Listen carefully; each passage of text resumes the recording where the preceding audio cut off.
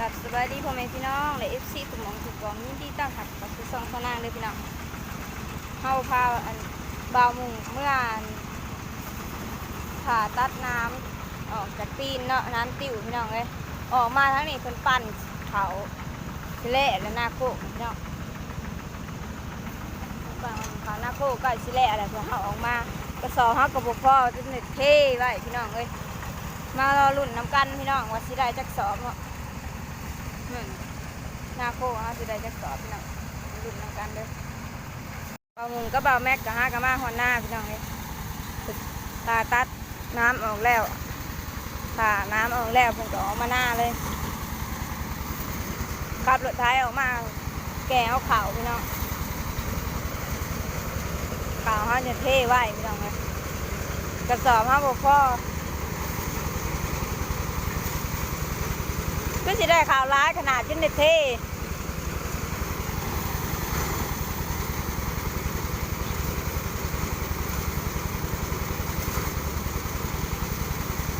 เขาหน้าโคกอันนี้พี่น้องจุดปั้นหน้าโคกแรกมันจะสิเขาไปปั้นนะอยู่บ้านอีกพี่น้องหน้าแคมเงื่อนอะไรพี่น้องห้ากับคนแรกเมื่อคืนนี้เนาะ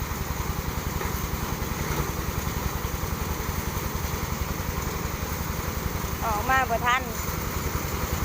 ถ้าบางหมู่ไปห้องหมอกับพี่น้องรอคิวเนาะคนหลายคนมาหมอหลายพี่น้องเลยเหมือนก็เลยต้องรอก็โดนเติบพี่น้องอ้าวไปแล้วแม่ล่ะไอ้โยนน่ะเหลืองคนแล้วจัดตายอยู่กระสอบจ้ะ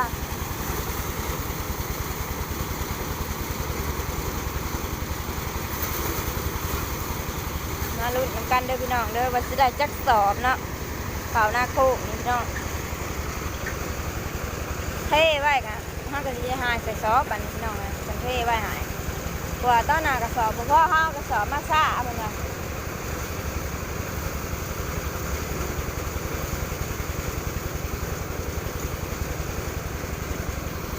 น้องกระสอบมาให้ซ่าโพดเหมือนกันเท่แล้วแหละ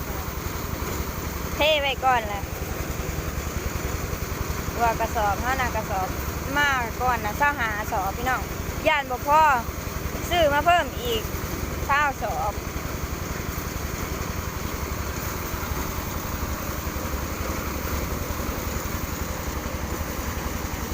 กรรมกรของเรา2-3 คนพี่น้อง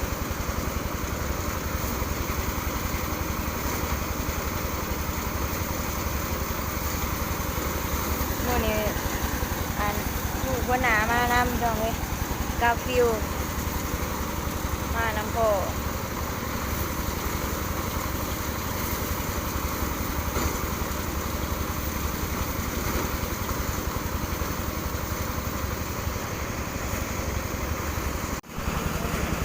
จะสอบมากประทันแล้วอ่ะเท่ก่อนแล้วอ่ะ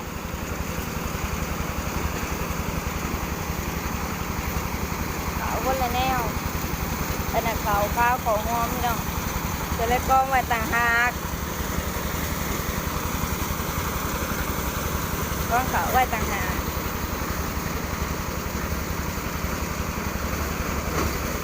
ตอนนั้นมันเจ็บแห้งเนาะก่อนที่พาผมไปนะพี่น้องมันเจ็บมันปวด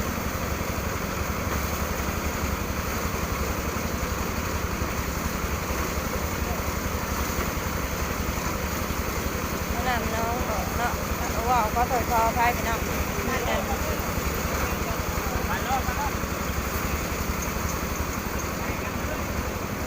วน้องออกพี่น้องเลย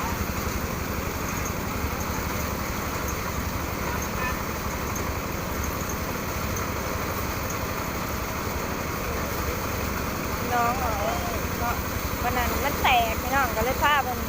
ปวดแห้งมันเจ็บแห้งของโอ้ยของจนกะอะไรพี่น้องไงเจ็บแห้งปวดแห้งขึ้นหลังพาไปแน่คนน่ะคนบอกให้พาไปดูหมอนะ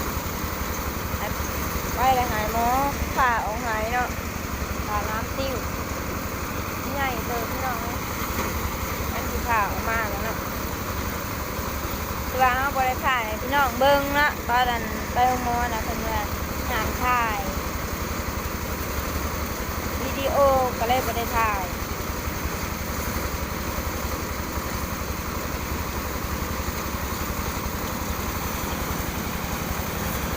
ก็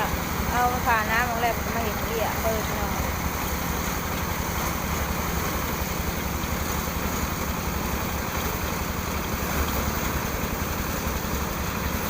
มาลุ่นเลยพี่น้องเดินไปนัดจ่ายจากสองตอนนี้ก็เซตเป็นทีเยี่ยมห้อยเลยพี่น้อง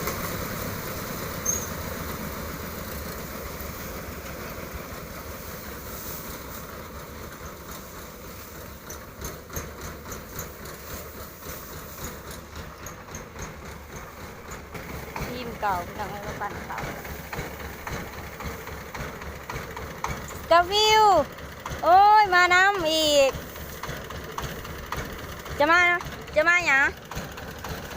ฮะมาเบิกปั่นข่าวบ่มาเบิกปั่นข่าวมากระโปงพี่น้องเป็นมากระโปงเป็นทีมงานเก่าพี่น้องเลยปั่นข่าวทีมงานปั่นข่าว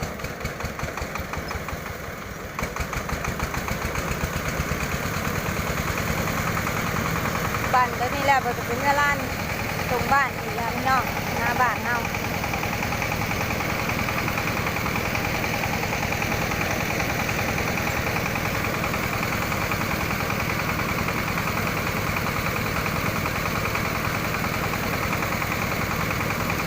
ปั่นเพื่อเดียวเลยพี่น้องเลยหน้าโป่งเนาะ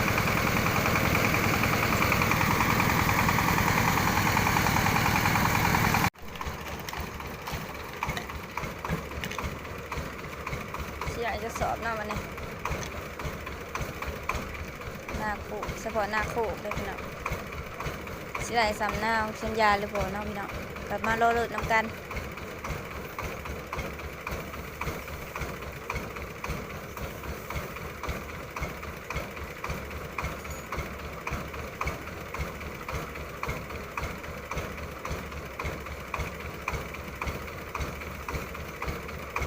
กีฬามันยืนได้จ้ะ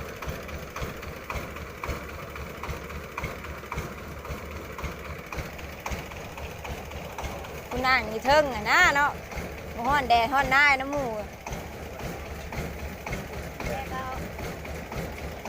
คือสิบ่ใส่เนาะสูงด้วยน่ะ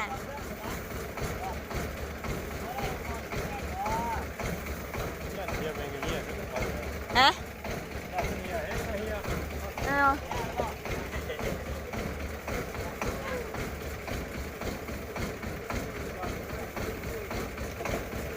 ขั้นย่านว่าย่านเหี่ยอะไรก็เหี่ยซ้ำไว้ให้ไก่เขากินเนาะมีแล้วไก่ไม่น่า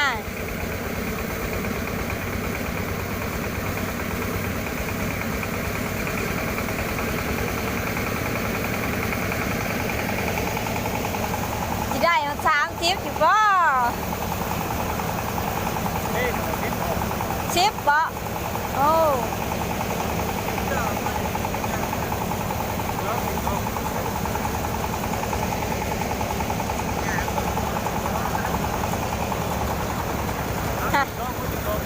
10 สอบตัวกองเนี่ย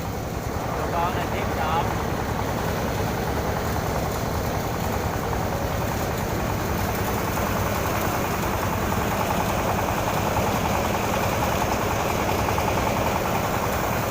กอง10 สอบแบบน้อง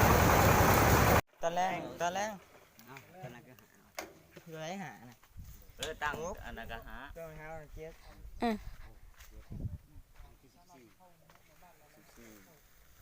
ใช่6 18เช้าบ่ฮอด30นึงใช่4เช้าหานี่ก็มันเอาเลยแล้วรวมเบิดเช้าหานี่ท่าขนาดยังบ่ทันนับใช่หามัดเอาเลยเด้อ เดี๋ยวตักเอาเลยเด้อ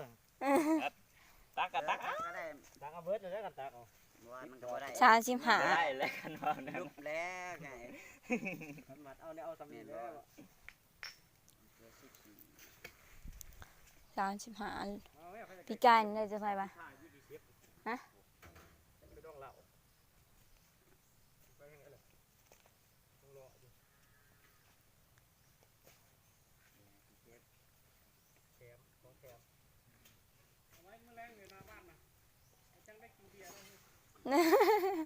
ได้สิ ตอนแรงกับตอนแรง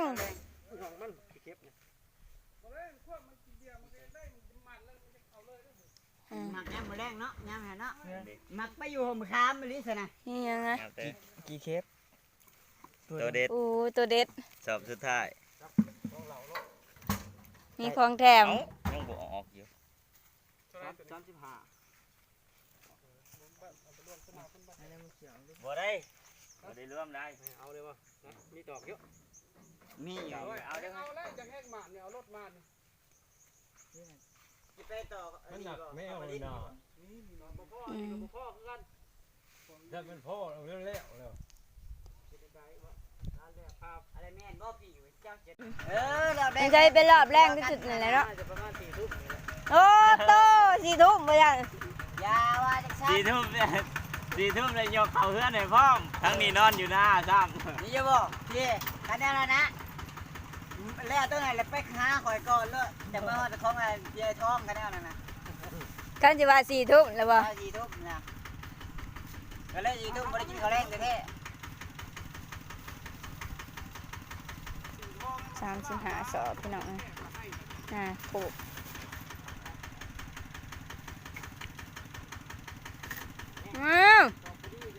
บ้านให้อีกแล้วบุให้ตักในร้านตอนนั้นกัน ยอดบริการเอาอะ